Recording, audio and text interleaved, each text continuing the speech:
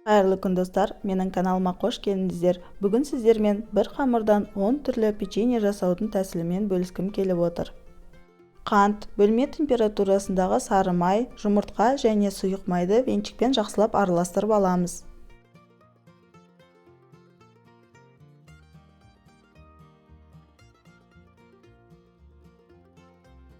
Крахмал қосып, бір келкі болғанша араластырамыз.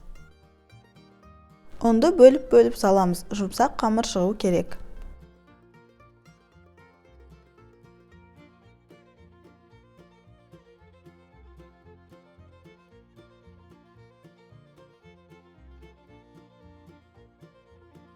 Шыққан қамырды 2 бөлікке бөлеміз.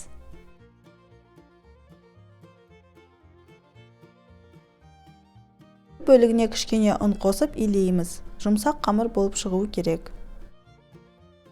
Екінші бөлігіне какао қосып илейміз. Печеньенің жасалу тәсілдері видеода әрі қарай көрсетіледі.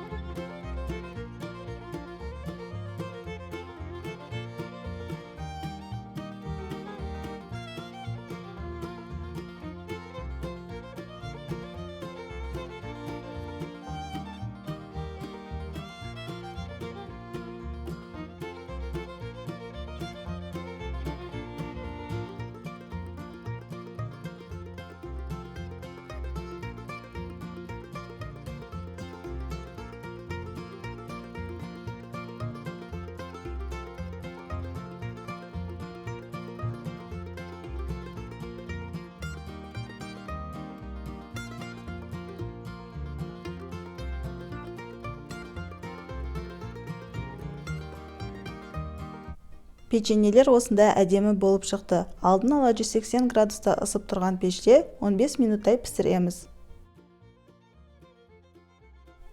Сіздерге печеньенің қай тәсілі ұнады? Комментарийде бөлісе отырыңыздар.